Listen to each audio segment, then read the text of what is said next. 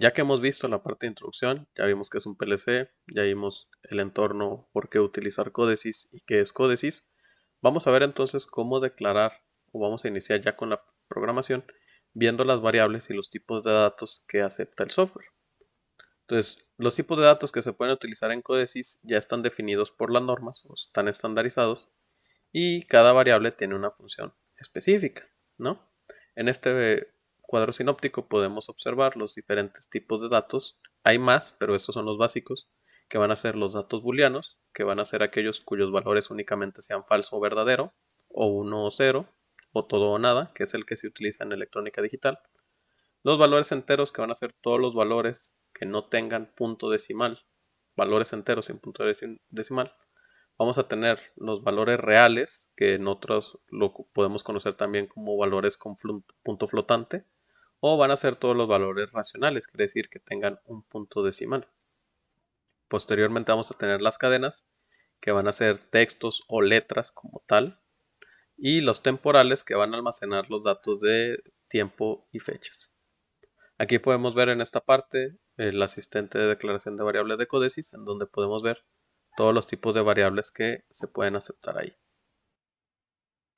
Bueno, ya una vez que hemos visto los tipos de datos, vamos a ver ahora hasta dónde o cuándo es cuando vamos a utilizar cada uno de ellos. Entonces los valores enteros los vamos a dividir en byte, word, dword, sint, que es entero con signo, un usint, que es entero sin signo, el entero normal, el, eh, el entero doble y el entero sin signo doble. Entonces, aquí en estas tablas vamos a poder ver cuánto espacio de memoria ocupa cada uno de ellos y desde dónde hasta dónde podemos contar. Asimismo, los variables temporales y los valores reales. Por lo regular, una de las cosas más importantes que tenemos que ver es si vamos a utilizar valores que no necesitan punto decimal, vamos a utilizar valores enteros.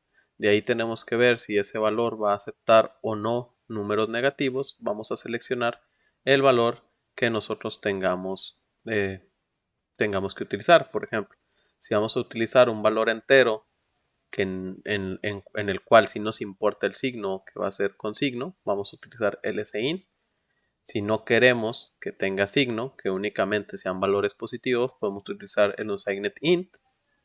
Y así con todas las demás variables. En el caso de los reales igual, hasta dónde queremos contar. Y también en caso de programas muy elaborados tenemos que ver el tamaño de memoria, puesto que si vamos a utilizar, entre más bits de memoria utilicemos, pues más rápido nos vamos a quedar sin memoria. Si bien en este caso no vamos a utilizar programas elaborados, es importante, al menos si se llega a utilizar en algún momento un programa muy vasto, pues tener en consideración los tamaños de memoria para optimizar los recursos que tiene nuestro PLC. Entonces es importante al menos no aprendérselo de memoria porque sí estaría un poco complicado, pero sí tener a la mano las tablas para conocer qué variables vamos a utilizar en qué situación, ya sea para leer variables analógicas o leer variables provenientes de algún tipo de, de comunicación industrial, ¿no?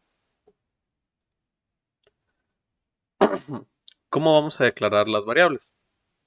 Todas las variables que utilicemos tienen que estar declaradas, quiere decir inicializarlas. Vamos a tener algunas recomendaciones para la declaración de esas variables. La primera es que las variables no tienen que tener espacios, no podemos utilizar espacios, pero sí podemos utilizar guiones bajos para, como quien dice, simular un espacio que exista entre ahí. No pueden repetirse los nombres de las variables, este tiene que ser única y repetible. Y aquí más adelante lo vamos a ver con las variables locales y variables globales. Si son de diferente tipo, ahí sí se puede, pero no es recomendable. No podemos tener una variable igual a una palabra reservada. Por ejemplo, como podemos ver aquí, las palabras reservadas son las que están en azul. No podemos llamar una variable que se llame program porque tendría conflicto con la palabra clave que tenemos ahí. No vamos a distinguir entre mayúsculas y minúsculas. Quiere decir que si yo pongo variable 1 en mayúsculas o en minúsculas, no importa, no hace la distinción. No hay limitantes de longitud y en caso de que no inicialicemos las variables o que no declaremos las variables, se van a inicializar con un valor de 0. Entonces aquí en este caso podemos ver en esta parte la declaración de una variable en texto estructurado, que va a ser el nombre de la variable, dos puntos y posteriormente el tipo de variable, tomando en cuenta las palabras que están aquí en las tablas. Es por ello que les decía que es muy importante tener a la mano las tablas para conocer tanto cómo se declaran y los valores que son admisibles para ella. En este caso, pues aquí iría el tipo de dato y posteriormente punto y coma. Todas las instrucciones tienen que terminar con punto y coma. Y para asignar vamos a poner dos puntos igual para asignar un valor. Como no toda la gente domina el texto estructurado o la programación texto estructurado, vamos a tener un asistente de variables que nos va a facilitar esa tarea, ¿no? Podemos poner el nombre de la variable, qué tipo de dato queremos, si lo queremos con un valor inicial, y la dirección de memoria a la que va a apuntar de acuerdo a la aplicación que se le está dando. Entonces, es importante tener en cuenta estas recomendaciones que son para algunas gentes muy conocidas, puesto que son recomendaciones que están en todo lenguaje de programación, ¿no? Entonces, la más importante es no debe contener espacios y no llamarse igual a una palabra reservada del sistema. Muy bien, ¿cómo vamos entonces a declararlas de manera en texto estructurado o cuál va a ser la sintaxis para direccionar esas variables? Es importante recalcar que el direccionamiento únicamente va a aplicar si estamos trabajando con un PLC físico. En el caso de este curso que vamos a trabajar simulaciones, no es necesario direccionar porque no hay a dónde direccionar. El PLC, si bien es un PLC virtual, no tiene posiciones de memoria, por lo tanto no vamos a direccionar. Pero es importante saber cómo se va a estructurar en caso de que sí tengamos que direccionar esa memoria, que va a suceder en el caso de utilización de módulos de comunicación, por ejemplo Modbus. Lo primero que vamos a tener va a ser el prefijo de dirección, que va a ser un porcentaje.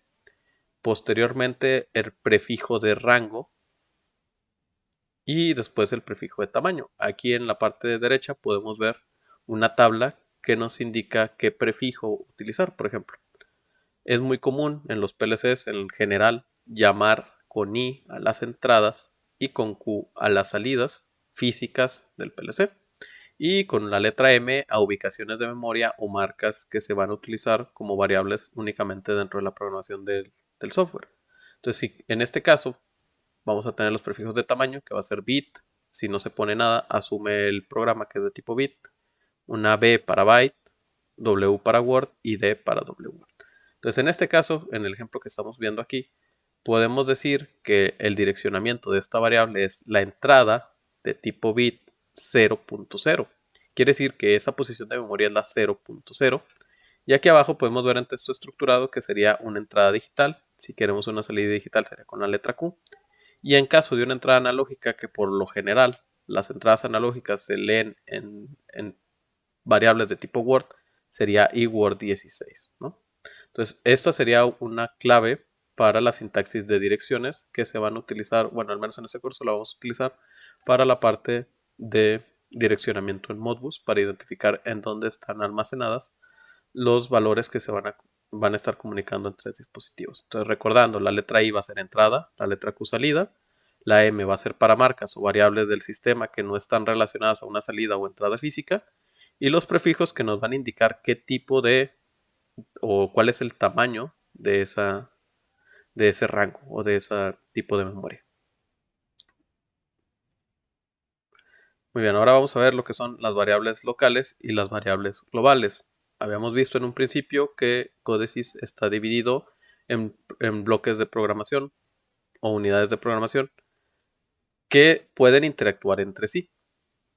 Entonces vamos a tener entonces variables locales que van a corresponder a variables que únicamente se pueden utilizar en ese POU, o sea, únicamente se pueden utilizar en ese bloque de memoria, y vamos a tener declaraciones globales que nos van a servir en cualquier POU. Quiere decir, si yo declaro una variable global, me va a servir para todos los POU o para todos los bloques de programa que yo tenga en Codesys, y si yo declaro una variable local, únicamente me va a servir para